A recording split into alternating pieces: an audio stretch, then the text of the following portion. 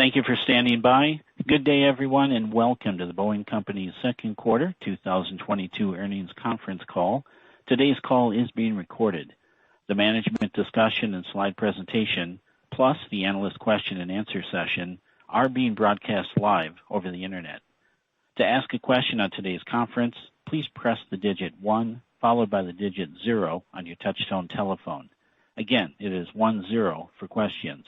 After pressing 10, you'll hear a tone that you've been placed in queue.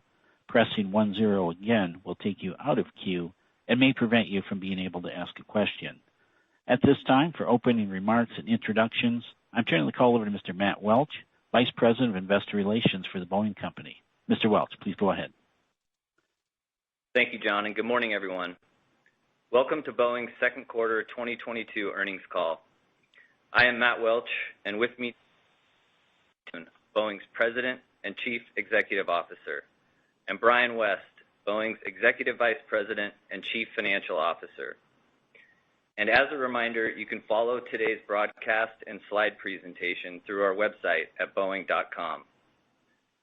As always, we have provided detailed financial information in our press release issued earlier today. Projections, estimates, and goals we include in our discussions this morning involve risks, including those described in our SEC filings and in the forward-looking statement disclaimer at the end of this web presentation. In addition, we refer you to our earnings release and presentation.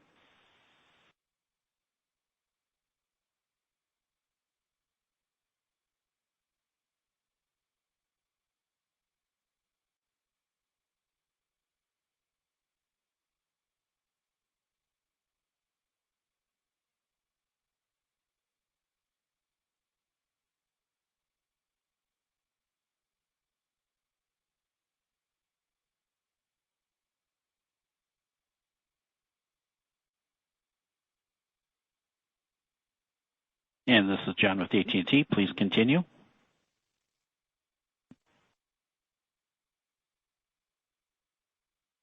Interruption there. Start over? Okay, sorry, we were muted. It's good to be with all of you. Thanks, Matt, for the intro. I want to start my brief comments up front with just a revisit at the Farnborough Air Show a little over a week ago. It was important for us. It was an emotional outcoming for our company and our people.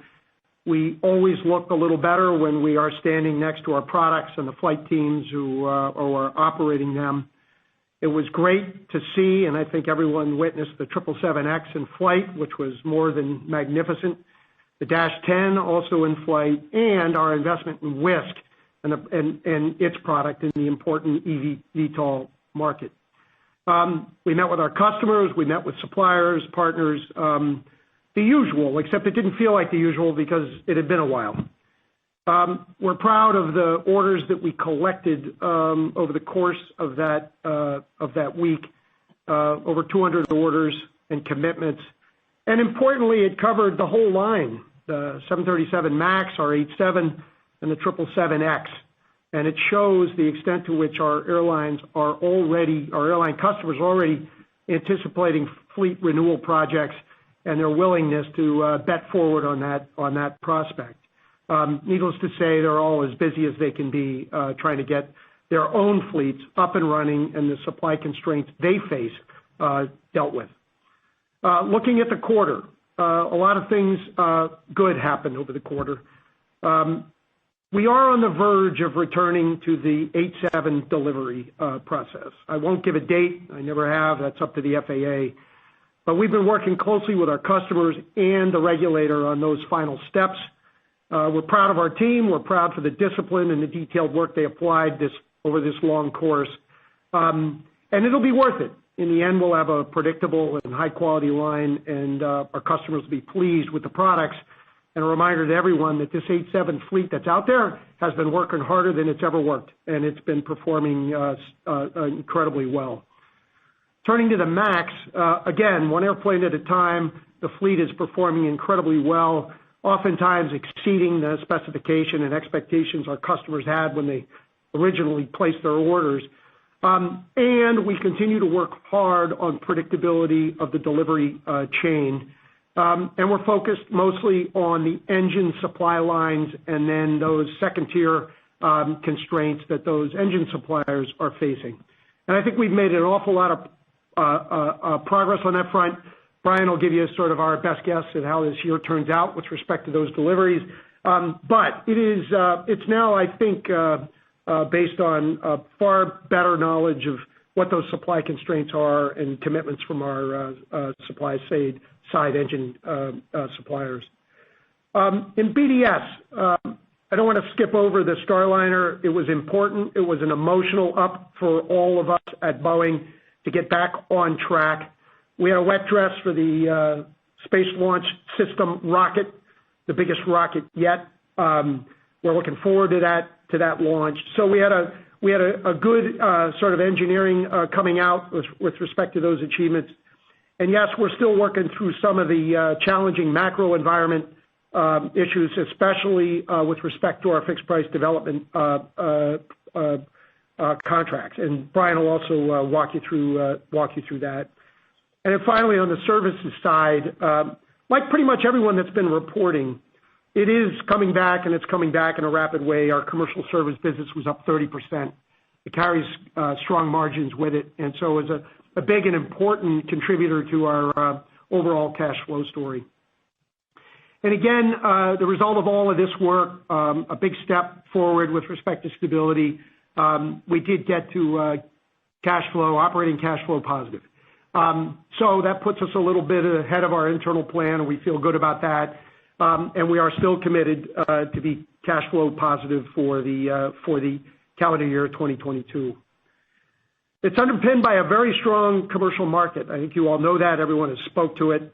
A lot of supply constraints out there with respect to the operators of our airplanes, the airlines, and what they've got to do to get the fleets running efficiently and build their capacity where it needs to be. But they are out there in the market trying to rebuild their fleets for the future and to meet that significant demand. And so far, we have not seen any drawback on that demand. And while we understand the sort of recession fears that are growing out there, so far it has not impacted the aviation industry or our customers. So mostly what we're focused on, and I don't think it'll surprise anyone, and I think I've heard it in most of my peers' reports, is the supply chain, stabilizing it, making sure that it's predictable and consistent.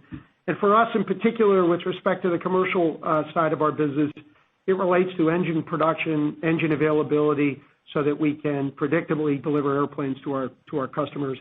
We think we've made an awful lot of progress on that front. I know you've heard directly from the engine suppliers. They are making progress, and we've adjusted all of our delivery rate expectations, at least in the near term, to satisfy those constraints. A comment quickly on regulatory and geopolitical. I'll start with geopolitical, China.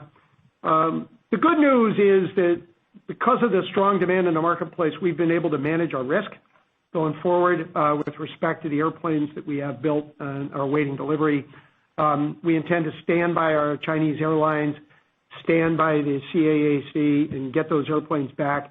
But the timing, which has been pushed and deferred in light of some of the COVID management issues in China and some of that geopolitical overhang, we can suffer our way through that and will, and it should not impact the cash flow positive posture that we've taken for the year. So it's a little easier to manage for us. It's no less important, and we will continue to encourage our administration to work as closely as they can with the Chinese to reopen the trade corridor with respect to aviation, a relationship we've enjoyed for over 50 years, and we'll continue to support our customers. Medium and long term, it does represent the difference between commercial airspace leadership or not, given the size and scale of the China market. And then on the regulatory front, we are working constructively with the FAA. We have our heads down. We're working towards certification by year end on the Dash 7 and the Dash 10. And we believe what we're working on is, in fact, the safe option with respect to all options in the narrow body space. And so we're going to just keep plugging away. Anyway, that's enough said. As we navigate through this environment, stability is the watchword for all of us. We want to be predictable. We think that will differentiate us, and that's why we're focused on it. We continue to increase our investment in research programs, the readiness program with respect to the next big commercial airplane, all the digital modeling tools that are required to be ready for that. We continue to invest aggressively in. And we continue to enhance those underlying digital technologies that we will bring ultimately to the services market as well. Safety, quality, transparency, these are the values, and this is what we remain focused on. So before I turn it over to Brian, the MAX, it's on track, and it's performing for customers, in many cases exceeding expectations. We think we're through the most difficult parts of COVID-19. Starliner, a pivotal and emotional test for the Boeing company, and we feel good about it, and we're ready for the crewed flight. Global Services on its way back in a big way. We feel terrific about their progress. And now we are at the detailed moment to get ready for 787 deliveries, a moment we've been waiting for, and we look and feel as though we're on the verge of doing so. So we take a long view. We continue to take a long view, and we do believe we're in the middle of a turnaround, and it's beginning to show itself. So with that, I'll end my opening comments and turn it over to Brian. Thank you, Dave. Good morning, everyone. This was an important quarter. We made good progress on key programs in a pretty dynamic macro environment affected by inflation, labor availability, and supply chain constraints, all of which impacted both us and the industry. Despite these challenges, we improved our quarter-over-quarter cash performance and, importantly, generated positive operating cash flow. Cash was driven by higher commercial delivery volume, as well as order activity and advanced payment timing. This keeps us on track to generate positive free cash flow for the year and higher cash flows in 2023. We still think about our performance in three parts and remain confident about the trajectory. First, as Dave mentioned, we made progress on key milestones. We're nearing a return for the 87 and preparing airplanes for delivery. We continue to focus on 37 production stability of 31 MAXs per month, and we've de-risked China from our near-term delivery profile. Next, as we see continued progress on these programs, we anticipate improvement in our performance metrics, including deliveries, revenue, margin, and cash flow in the back half of the year. We also expect cash flow benefits from order activity and favorable receipt timing over the next 2 quarters. Finally, our financial performance should start to accelerate into 2023. Going forward, there is a significant opportunity for our company to return to sustainable growth, and we look forward to sharing our plans at our Investor Day on November 1st and 2nd. Before getting into the financials, I want to make a few points on the current business environment on slide 3. Demand for commercial airplanes is strong, especially in the freighter market. We've seen cargo traffic increase from 2019 levels, largely driven by e-commerce and the efficiency of air freight. With more than 90% share of the freighter market, our lineup is well positioned to capture continued growth. On the passenger side, traffic has recovered significantly, but is still well below where it's been historically relative to global GDP. As airlines are currently in the middle of the summer high season, operational and supply constraints are becoming the pacing item for air traffic growth and the markets leading the recovery. That said, the commercial traffic recovery is accelerating, and passenger traffic has reached its highest point since 2019 in both North America and Europe. Domestic traffic remains relatively stable at 77% of 2019 levels as of May. While China still lags significantly, we saw some improvements in flight operations in June as travel restrictions lifted.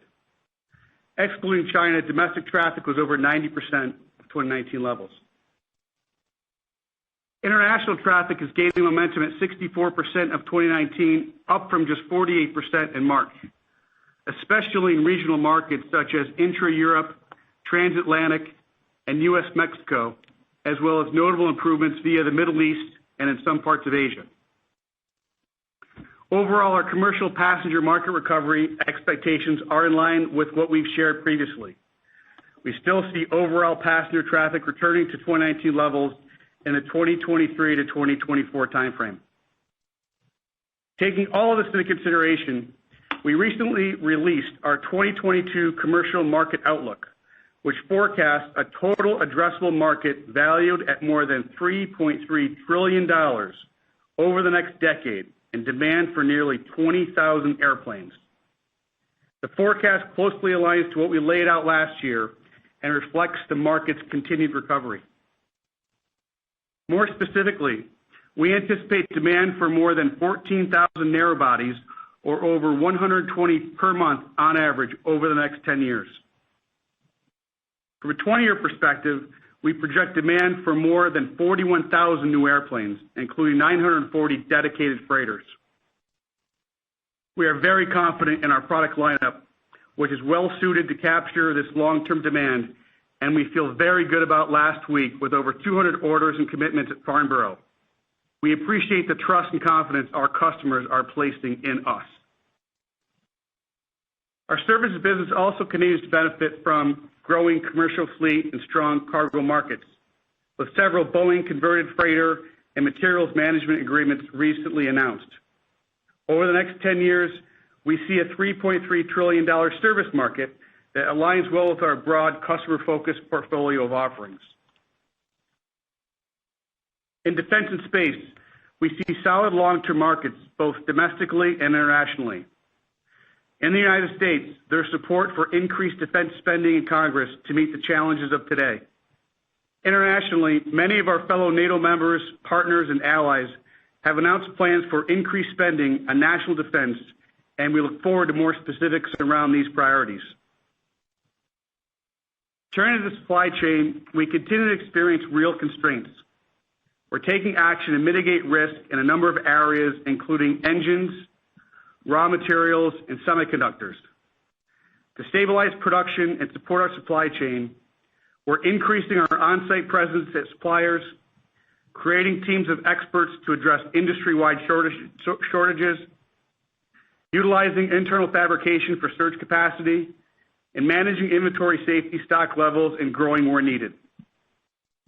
With that backdrop, let's turn to financials on slide 4.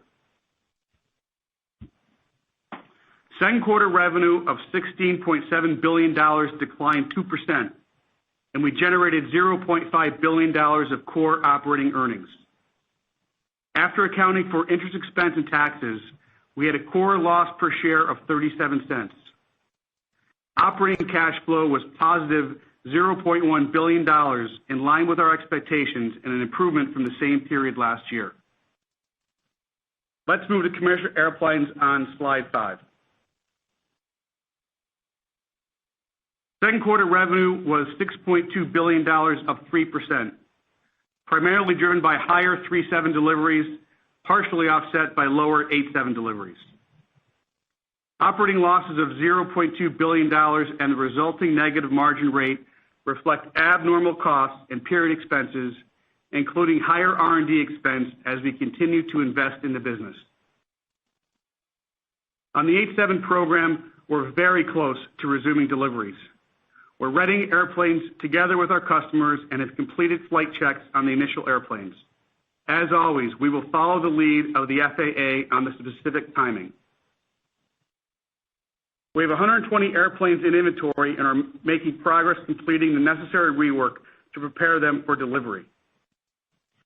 As stated last quarter, we're producing at very low rates and will continue to do so until deliveries resume, gradually returning to 5 airplanes per month over time.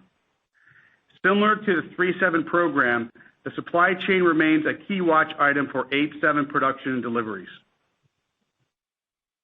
We recorded $283 million of 787 abnormal costs in line with expectations, and we still anticipate a total of about $2 billion, with most being incurred by the end of 2023. These costs are driven by rework and production rates below 5 per month.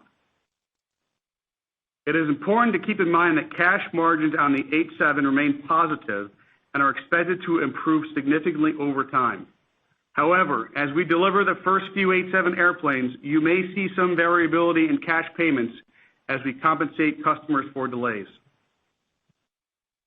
The 787 continues to be the most utilized wide-body airplane due to its operational efficiency and flexibility. With over 400 airplanes in backlog, recent orders and commitments announced at Farnborough, and additional demand as the commercial market recovers, we see a strong future for the 787 program. Moving on to the 737 program, we've delivered 189 airplanes year to date, below our original expectations due to 3 things: supply chain disruptions, slow time of taking airplanes out of storage, and timing of deliveries to Chinese customers. We don't anticipate making up those deliveries in the back half of the year and will continue to experience monthly variability, including a light month in July. We now expect deliveries to be closer to the low 400s for 2022, short of what we discussed earlier this year, as we drive stability and predictability. We ended the quarter with 290 MAX airplanes in inventory, of which roughly half are designated for customers in China. Given this uncertainty with our customers in China, we now expect more deliveries of airplanes from inventory to shift into 2024.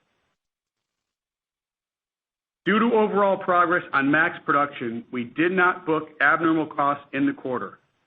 Additionally, we've reached agreement on over 95% of our MAX customer consideration liability. Shifting to the 777-9 program, our status is largely unchanged from what we shared last quarter. We still anticipate delivery of the first 777-9 airplane in 2025 and continue to coordinate with the FAA to prioritize resources across our development programs. We booked $102 million of 777 abnormal costs in the second quarter, in line with our expectations, and we still expect to record $1.5 billion of these costs through 2023, while 777-9 production remains paused. Turning to overall demand at BCA, during the quarter we booked 184 commercial airplane orders, including 169 orders for the 737 MAX. At the end of the second quarter, we had over 4,200 airplanes in backlog, valued at $297 billion. Let's now move on to Defense, Space, and Security on slide 6.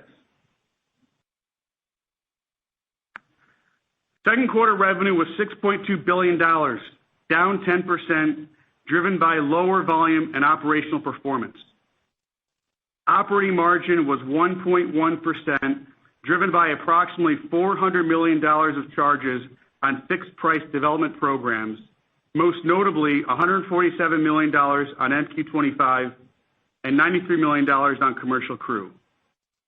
This total also includes relatively small cost growth on the T-7A tanker and VC-25B, with no one program impacted by more than about $50 million, and the drivers were largely supply chain impacts and inflation. All of this will be outlined in the Q. We also saw these same pressures across a few of the mature programs. While this performance was disappointing, we're making progress narrowing our development risk profile and remain confident over the long term. We received $2 billion in orders during the quarter, and BDS backlog was $55 billion. Additionally, the Chinook helicopter has been selected to bring heavy lift capability to the German military. We also achieved important milestones across the portfolio. NASA's Space Launch System completed the wet dress rehearsal, and the KC-46A tanker is now certified to refuel 97% of the military's air refuelable fleet. Let's now turn to Global Services results on slide 7. The Global Services team celebrated its 5th anniversary this month and continues to perform well, especially in our parts and commercial training businesses. We're encouraged by the overall momentum.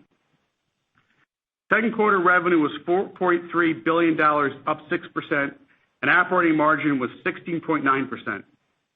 Results were driven by higher commercial services volume, now nearly back to pre-pandemic levels, and favorable mix. We also discontinued an engine distribution agreement in the quarter, which will impact our government service revenue profile going forward.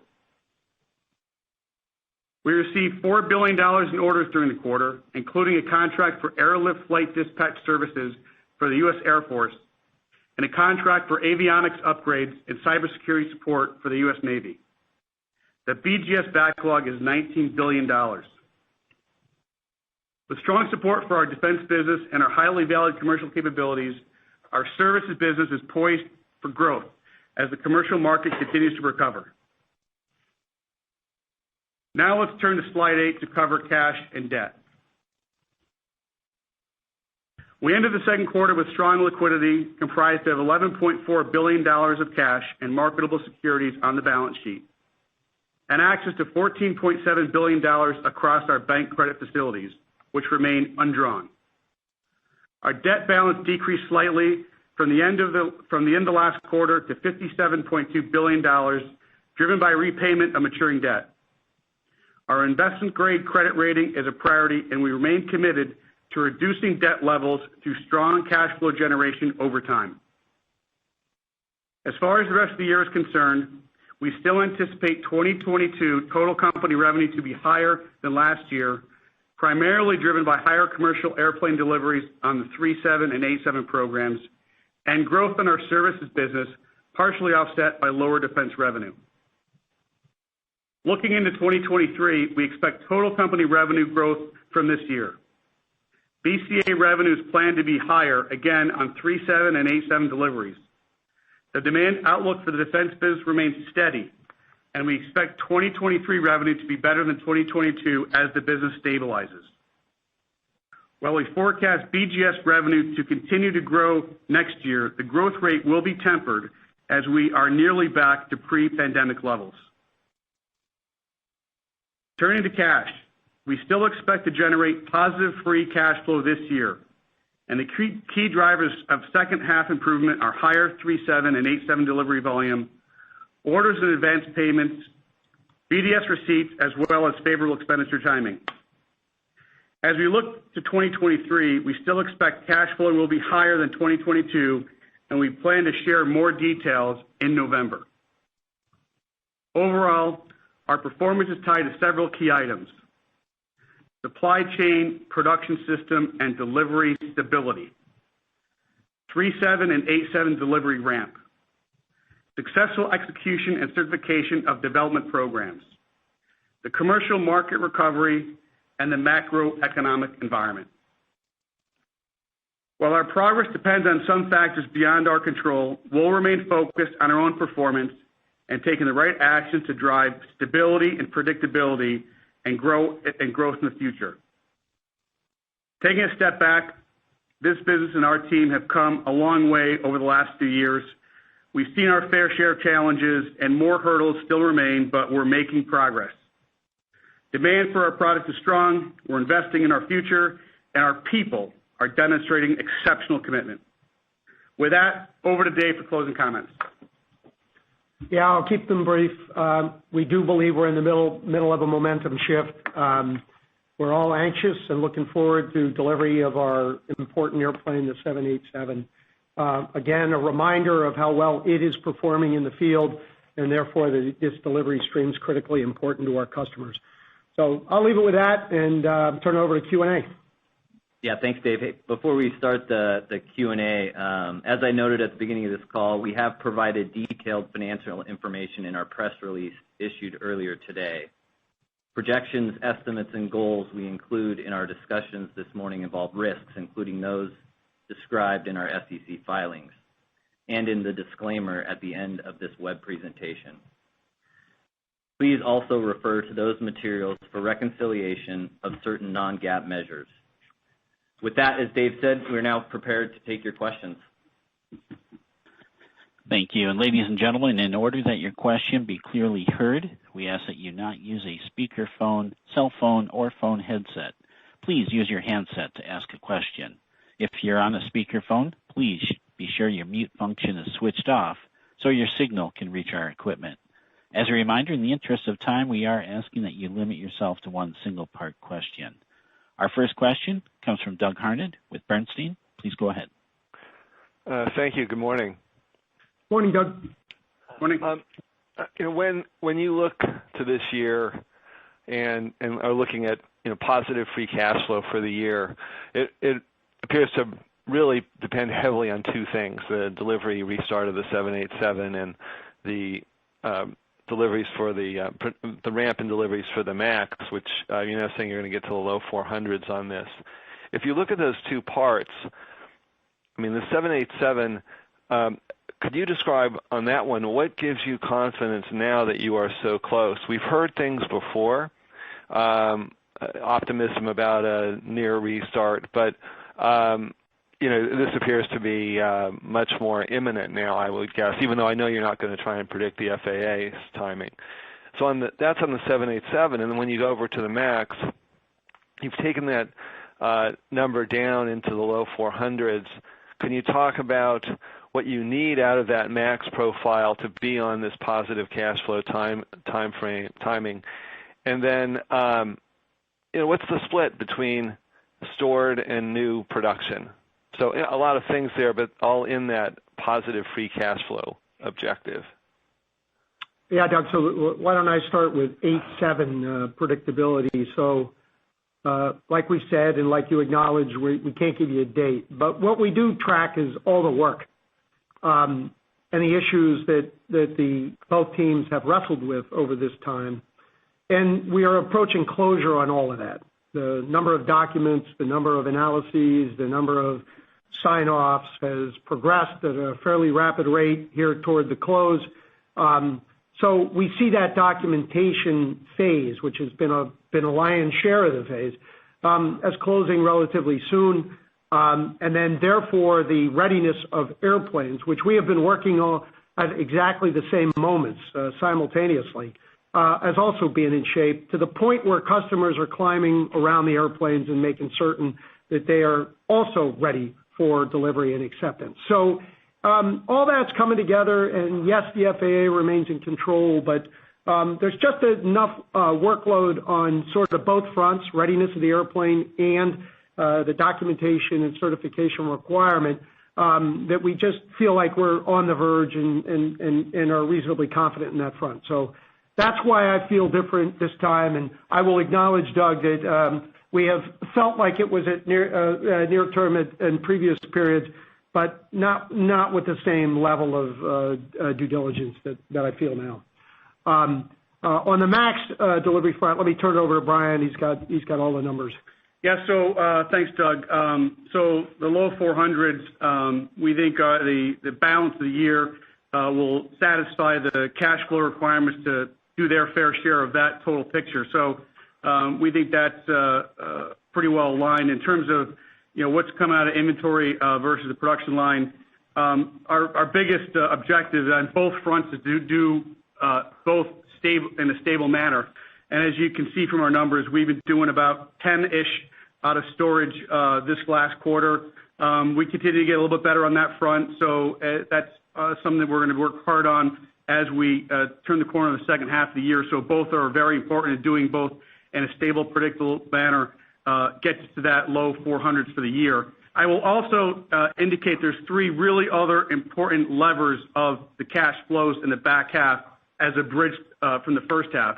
You mentioned the big two, the 737 and the 787 deliveries, but there's also going to be favorability timing from BDS receipts that will work to our favor.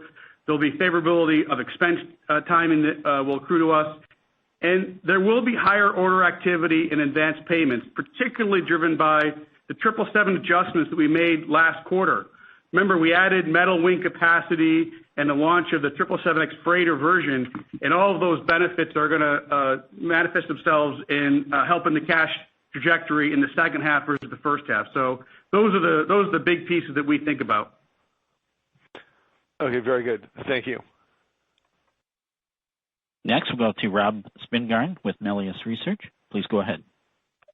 Hey, good morning. Hi, Rob. Dave, you opened with the supply chain and the troubles there, and I have a specific supply chain question and something more general on rates. Given your engine background from GE, how do we solve this casting shortfall that's now plagued the industry twice in recent years, both now and I want to say around 2018?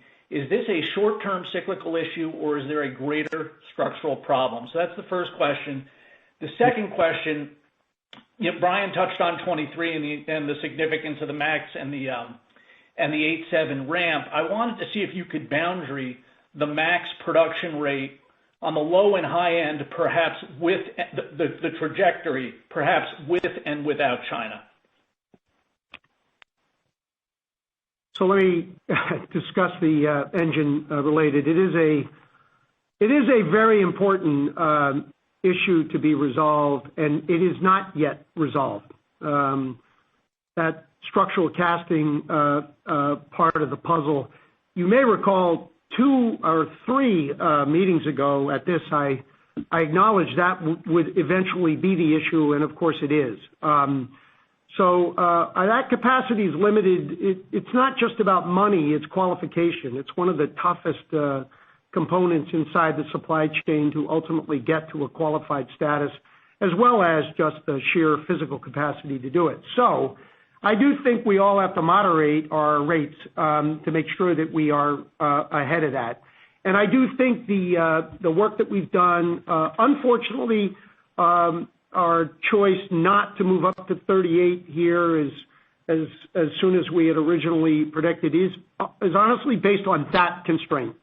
But I do believe we're at a state now where at 31, we're comfortable the industry can get there and maybe have already gotten there. And then we're going to watch as they qualify more capacity going forward to make before we pull those rates up.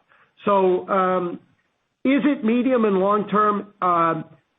Somehow, some way, that constraint, in my view, in the next 3 to 5 years has to solve itself. Some investment has to get made and capacity has to expand for the engine suppliers to keep up with what I believe will be continued robust demand. So that may not be a satisfactory answer, but that is the reality of the world I've lived in for the last 20 years. And then with respect to the other parts of the question, I'll flip it over to Brian again. Yeah, for rate, production rate, I wouldn't worry about China. As Dave we've continually talked about, we enjoy a pretty robust demand market.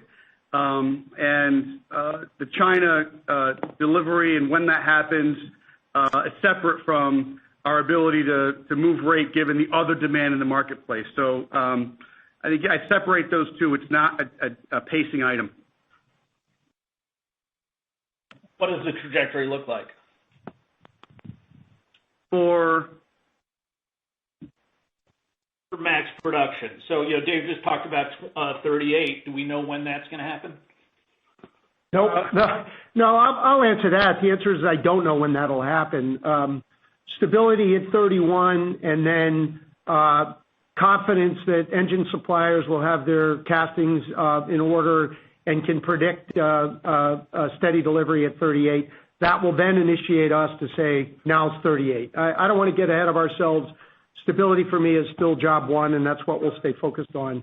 Do I think it'll be better next year? Yeah, but I don't know exactly when, and I don't want to get ahead of myself.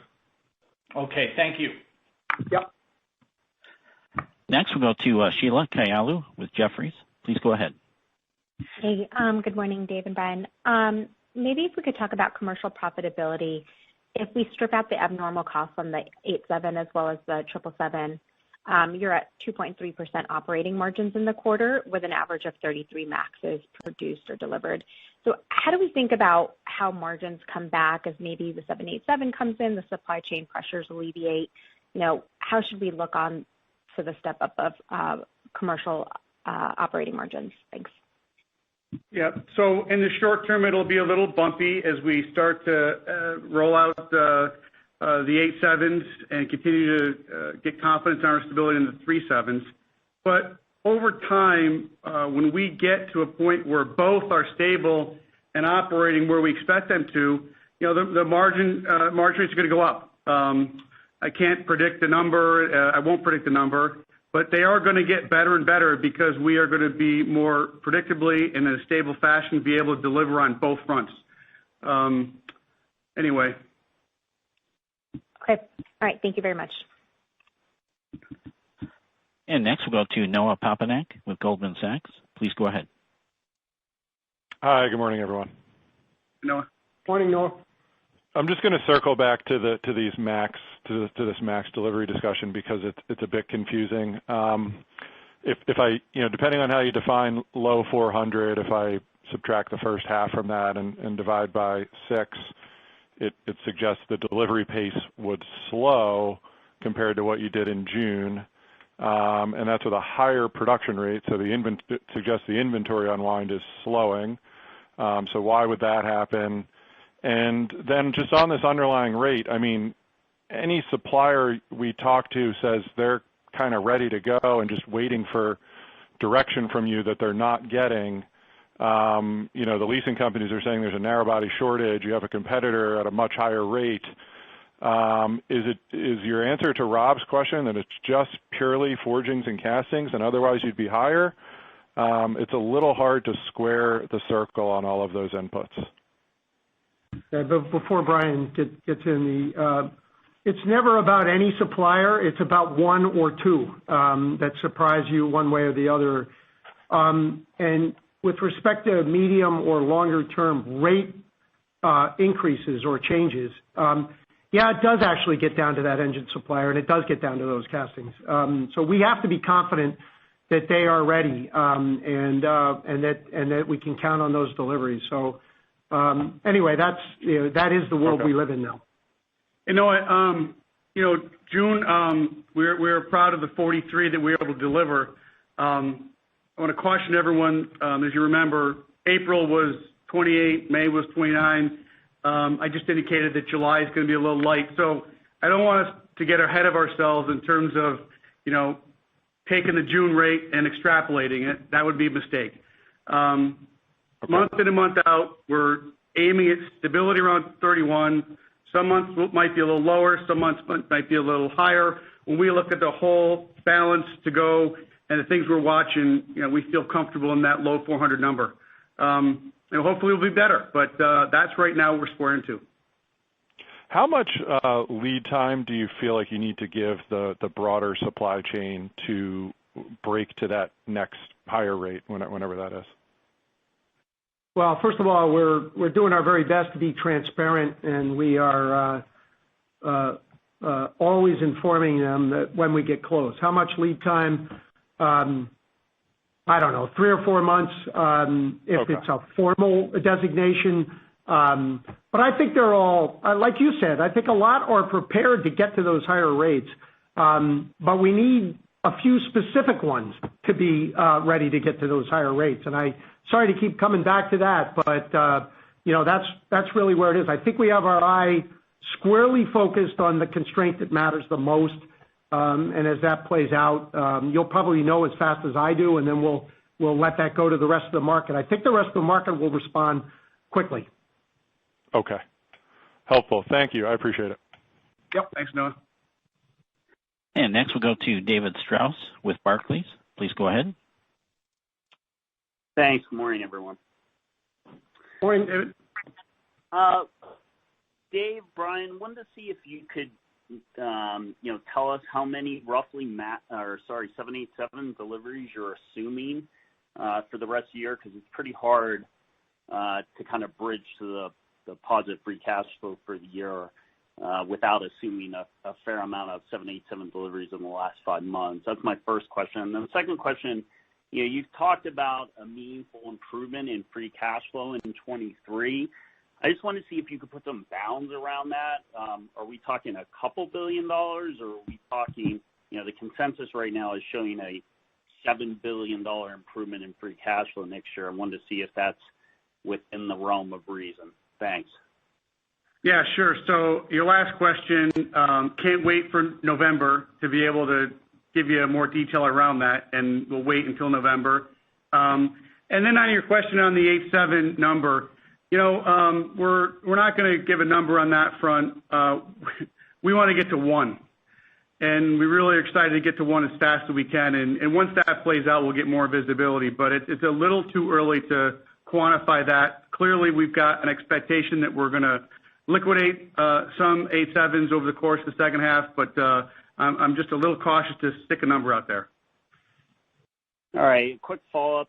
Dave, the IG audit that's going on with the FAA and the change in leadership there, you don't think that potentially holds up the 87 at all? I do not. And I've also asked that question many times, so I think we're in a good place. Again, I'm going to follow up just quickly with Brian's comment. We're not playing a game. We are working as hard as we can to get to stability in a tough environment.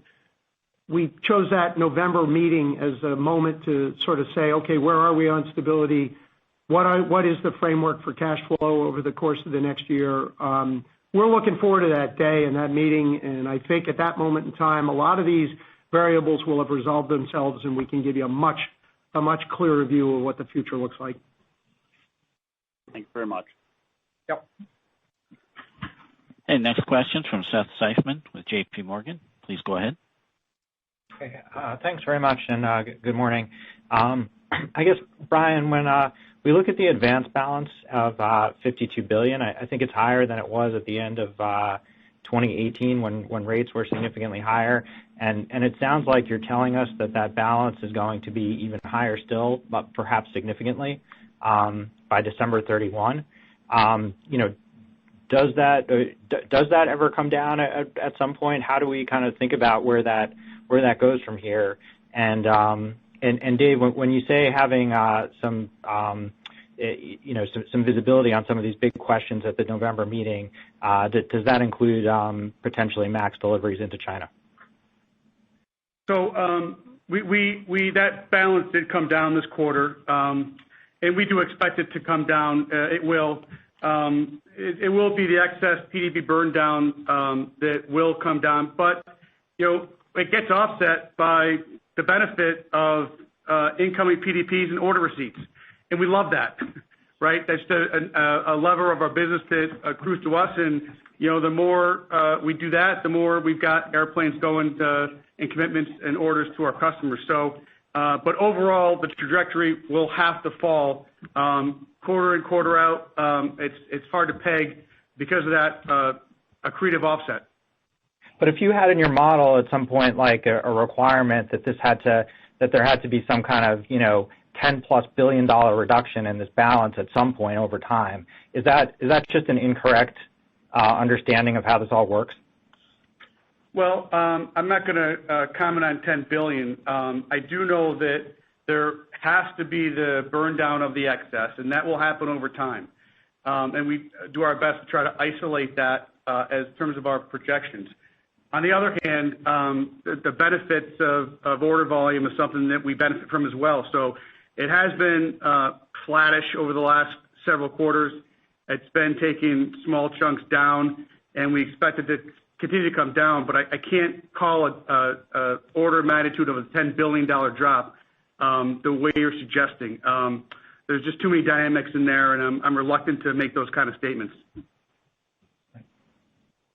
And then with respect to China in November, I will give you the update.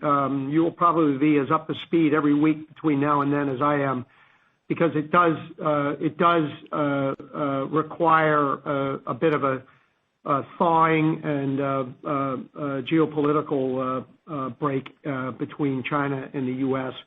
So at any rate, in the meantime, we do deliver airplanes occasionally to China based on pure need.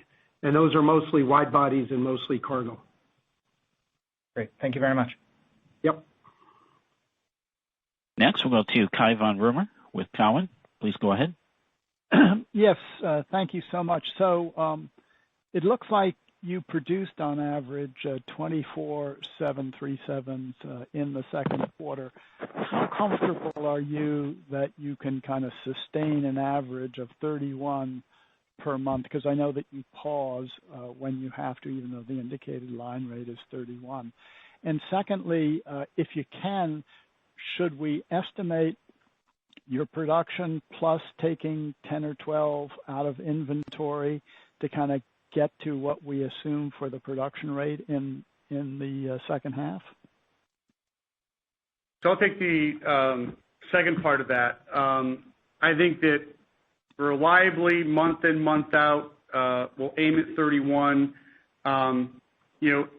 Anywhere from 8, 10, 12 is the range on liquidating from inventory. It could be in that kind of mix, and that gets you to the low 400s for the total year.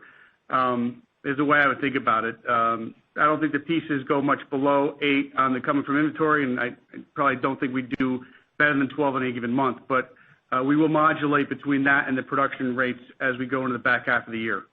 And again, the average of 31 with respect to production is a clear objective of ours. Anything short of that will be disappointing. Our real objective, though, is to make that a stable rate in each of the months, and we're not there yet. So be careful to extrapolate any one month. And you've made the point that demand is so strong. What will you have to see to make the decision to raise the rate from 31 per month? I'm going to get back to earlier questions. If I thought I had an engine supply, I'd do it today. Yesterday. Thank you. Yep. He may not. And next we go to the line of Christine Leeweg with Morgan Stanley. Please go ahead. Thanks. Good morning, guys. Morning. Good morning. Dave, on the supply chain, how much will your mitigating actions cost in terms of higher labor costs or investments for internal fabrication or maybe even working capital for buffer stock? And also as a follow-up on the engine discussion earlier, what can you do to encourage investment casting suppliers to invest? Well, I've been trying to encourage them for a very, very long time. Honestly, I think it's going to be, as is always the case, they're going to increase their margins. My guess is it'll be considerable. I don't know all their contract timings and all their relationships with our engine suppliers, but you know how hard they're going to be working. And when those margins get to a point where everyone believes it's worth investing a significant amount of money, that's what they'll do. And I suspect that day will come. And I will encourage the industry in that way. And they're going to have to believe in our demand forecast, which so far I think we've been highly credible with respect to the long-term demand forecast for airplanes. So on all those readiness questions and investments, we are. You're right to ask the question because we've said to everybody, if you're in pursuit of predictability, then you have to invest in all those buffer stocks, and you have to stay ahead of this curve in every way that we possibly can. And I'd say it's marginally more investment intensive, but not enough to honestly make that big a difference for us going forward, especially when you compare it to our investment in finished goods inventory, which right now is at a bit of an all-time high. And I will also, we haven't talked about it, just mentioned to everybody that while none of us like how we got here, if you are faced with a bunch of supply constraints as a market over the next couple of years, having over 400 airplanes that are finished at your fingertips, and they're hard to get out and get ready and back into the marketplace, is a pretty good buffer in and of itself, and allows us to exercise a little extra discipline on the stability front as we begin to march up that curve over the next 18 months. So anyway, I don't want that to get lost as a buffer overall. Thanks, Dave. Yep. And next we'll go to the line of Rich Safran with Seaport Research Partners. Please go ahead. Dave, Brian, Matt, good morning. Morning. I'd like to shift the topic to defense for just a minute. Your comments about stable global demand. Could you offer a comment on international demand in general for defense equipment? And maybe in your answer, also comment about additional demand for your tanker programs, the 46 and MQ-25. And the reason why I'm asking this is I believe both these programs had quite aspirations for international sales, so I thought maybe you'd comment on that as well. Thanks. Yeah, no, I appreciate the question, and we've been bullish on international opportunities. I am more bullish now than I was when I even began, and I was optimistic there, and it is because of the world we see in front of us. It does take a couple of years to take the threats that are out there that manifest themselves into real orders and sort of long commitments, but I suspect that's the way this world will turn here in the next couple of years.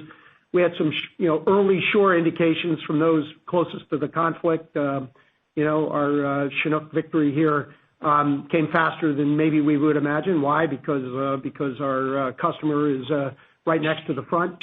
So I am optimistic on the program specifically that you called out. They might be on the leading edge of that demand curve, but it's not going to happen in the next 6 months, and it'll take us probably a year to get to where that demand begins to manifest into real orders. Okay, thank you. Yep, thanks. And we'll go to George Shapiro with Shapiro Research. Please go ahead. Thanks for the time. Dave, I'm trying to figure out where all this strong demand's coming from, because the way I look at it, air show orders were the weakest since 2009 for both you and Airbus. You were better, obviously, but still weakest since 2016. If domestic traffic returns to 2019 and 2023, then the same number of planes should be needed. Yet unless retirements really pick up to a level never before we've seen at 5% of the fleet versus the current 1.3, there's going to be 2,000 more planes than needed out there. So if you can kind of just reconcile where all the demand's coming from. Well, there are an awful lot of irons in the fire, and like you, I try to compare and contrast, how many irons in the fire now versus where they were certainly in the COVID period, significantly hotter. But even in that prior 19 world, there's just a lot of irons in the fire, and there's already a concern about supply constraints. So you know what that mix ends up doing. And then I will just add to that puzzle, the sustainability constraints. And while you may be skeptical, and maybe I am too, about renewal or taking airplanes out of service, I think that day is on us, and I think that's gonna be real in the years ahead. You'd be surprised at how many of the orders, particularly in the mature markets like Europe, et cetera, where that is the discussion more than any other, which is we need to improve the sustainability performance of our fleets. Otherwise, we're going to lose ground. I will point, if you don't mind, to a tool we introduced at the show called Cascade, which is a measure of emissions for every airplane every day for everybody. And it's meant to be a open tool for the industry to use. Think about policy changes and all those things that are going to incent the renewal of fleets and the improvement on this front. That tool is a tool that we'll show you in our November meeting, and it's one I hope you'll use, because I do think that changes. I do think that changes the that rate of retirement in a pretty big way. Yeah, because you really got to get a level we've never seen before to get these 2,000 planes out. And if I even just look at Delta and your recent order with Delta, they're not taking the MAX 10 till 2025. Yet right now they've got 65 that are over 25 years old. Yeah, no, exactly. But those 25-year-olds, I believe the pressure on this will not subside. It'll grow, and policies will get written. I think our trick here, honestly speaking, for the industry for a moment, and as you get familiar with the tool that I'm referring to and think about this, our trick is to make sure that policy with respect to the environmental and sustainability performance of the aviation fleet does not get so far ahead of the industry that it stops the music. We've seen that happen in the energy world a little bit. I don't want to see that happen in the aviation world. So that's why this tool is important to us. Incent the retirement of some of the old, less efficient airplanes. And yes, that's good for us and good for the industry. But also educate the policymakers so they don't get so far ahead that it begins to constrain the industry's growth. And how do you think increasing recession concerns affect this? You would think there'd be less retirements then. Well, so far, I'm not sure I can draw the correlation all the way to retirement, but this general recession thing so far hasn't impacted our aviation industry. Will it at some moment? Maybe. Price elasticity has been remarkable as I look at things, and demand for air travel, I think, has been prioritized fundamentally to a higher slot in the consumer's list of priorities. So anyway, I'm not smart enough to draw a perfect line between one and the other, but I believe that the retirement world is going to change in a pretty big way. Okay, thanks very much for the caller. Yeah, thank you. All right, thank you everyone for joining us this morning. This completes our second quarter 2022 earnings call.